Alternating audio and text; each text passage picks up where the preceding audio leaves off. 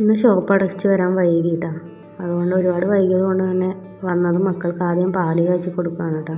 എന്നിട്ട് വേണം എനിക്ക് ബാക്കി കുക്കിംഗ് പരിപാടിയിലോട്ടൊക്കെ കിടക്കാൻ.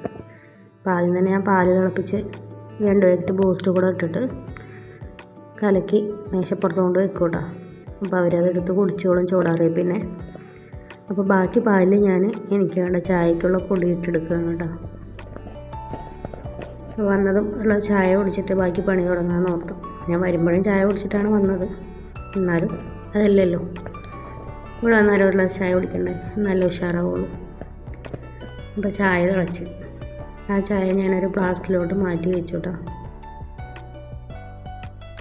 സാധാരണ വേറൊരു മഗ്ഗിലോട്ട് ഒഴിച്ചിട്ട് ഇതിലോട്ട് ആക്കുകയാണ് കേട്ടോ ചെയ്യാം. പാത്രം കഴുകാൻ വയ്യാത്തതുകൊണ്ടാണ്. അങ്ങനെ അതാക്കി വെച്ച് പിന്നെ കുക്കിംഗ് പരിപാടിയിലോട്ട് കിടക്കുകയാണ് കേട്ടോ. ആദ്യം തന്നെ കുക്കർ അടുപ്പിൽ വെച്ച് വെളിച്ചെണ്ണ ചൂടാകുമ്പോൾ ഉലുവ പൊട്ടിച്ച് ഒപ്പം കുറച്ച് പെരുംജീരകം കൂടി ചേർക്കുക കേട്ടോ, വലിയ ജീരകം. എന്നിട്ട് കുറച്ച് തേങ്ങാക്കൊത്തിട്ട് നന്നായിട്ട് ബ്രൗൺ ഷെയ്ഡ് ആവുന്ന വരെ വഴറ്റിയെടുക്കുക കേട്ടോ. അത് വഴണ്ടി വരുമ്പോൾ അതിൻ്റെ ഇടയിൽ ഒരു 3-4 പച്ചമുളകും കൂടി ഇട്ട് പൊട്ടിക്കുക. സവോളയും തക്കാളിയും മുറിച്ച് വെച്ചിട്ടുണ്ടായിരുന്നു, അതും മല്ലിയിലയും കൂടി ചേർത്ത് ഒന്നിച്ചിട്ട് തന്നെ വഴറ്റുന്നുണ്ട് കേട്ടോ. കുക്കറിലായതുകൊണ്ട് ഞാൻ സെപ്പറേറ്റ് ആയിട്ട് കൂടുതൽ വഴറ്റാനൊന്നും നിൽക്കില്ല. ലേശം ഉപ്പും കൂടെ ഇട്ട് കൊടുത്തിട്ടുണ്ട് കേട്ടോ. പിന്നെ അതിലോട്ട് ഇഞ്ചി വെളുത്തുള്ളി പേസ്റ്റും കൂടെ ചേർത്ത് കൊടുത്ത് ഒരു ചെറുതായിട്ടൊന്ന് വഴണ്ടി വരുന്ന വരെ ഇളക്കി കൊടുക്കുക. വഴണ്ടി വരുമ്പോൾ കാശ്മീരി ചില്ലി, മഞ്ഞൾപ്പൊടി, മല്ലിപ്പൊടി, മുളക് പൊടി, ഗരം മസാല എല്ലാം കൂടെ ചേർത്ത് നന്നായിട്ട് പച്ചമണം പോകുന്ന വരെ ഒന്ന് വഴറ്റിയെടുക്കുക കേട്ടോ. എന്നിട്ട് കഴുകി വെച്ച ബീഫ് കറിയാണ് കേട്ടോ, അത് പറയാൻ മറന്നു.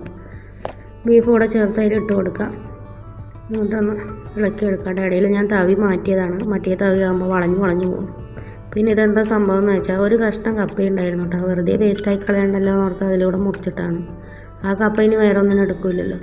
എന്നിട്ട് ആവശ്യത്തിന് വെള്ളവും ചേർത്തിട്ട് കുക്കർ അടച്ച് വെച്ചിട്ട് ഒരു 4-5 വിസിലടുപ്പിക്കുക കേട്ടോ.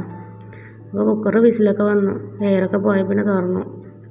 അപ്പോൾ കറി നല്ല കുറുകി വന്നിട്ടുണ്ട് കേട്ടോ. ഇനി ഞാൻ അതൊന്ന് കുറച്ചെടുത്ത് മാറ്റിയിട്ട് ജസ്റ്റ് ഒന്ന് താളിച്ചെടുക്കുന്നുണ്ട്. ഫ്രൈ ചെയ്യാമെന്നാണ് വിചാരിച്ചത്, അപ്പോഴേക്കും സമയം ഒരുപാട് പോയിട്ടാണ്. അപ്പോൾ ഞാൻ ജസ്റ്റ് ഒന്ന് എടുത്തിട്ട് ഒരു കുഴമ്പ് രൂപത്തിലാക്കുകയാണ് കേട്ടോ. അപ്പോൾ ഇന്ന് ഇതിൻ്റെ കൂടെ കഴിക്കാൻ എന്താണെന്ന് വെച്ചാൽ ചോറാണ്, പിന്നെ ബ്രെഡ് ഞാൻ ആവി കയറ്റുന്നുണ്ട് കേട്ടോ. അപ്പോൾ ഞാനിത് ആവിപാത്രം വെച്ചിട്ട് അതിന് മേലെ ഒരു തട്ട് വെച്ചിട്ടുണ്ട്. അത് എന്തിനാണെന്ന് വെച്ചാൽ അതിനടിയിൽ ഡയറക്റ്റായിട്ട് ബ്രെഡ് വയ്ക്കുകയാണെങ്കിൽ ഒട്ടിപ്പോകും കേട്ടോ. അപ്പോൾ ഇതാകുമ്പോൾ ആ പാത്രത്തിൽ ഒട്ടില്ല. അപ്പോഴേക്കും നമ്മുടെ കറി സെറ്റായി വന്നിട്ടുണ്ട് കേട്ടോ. അതെടുത്ത് അപ്പോഴത്തേനും ബ്രെഡ് റെഡിയായി. ബ്രെഡും കൂടെ ഞാൻ മാറ്റിയെടുത്തു കേട്ടോ.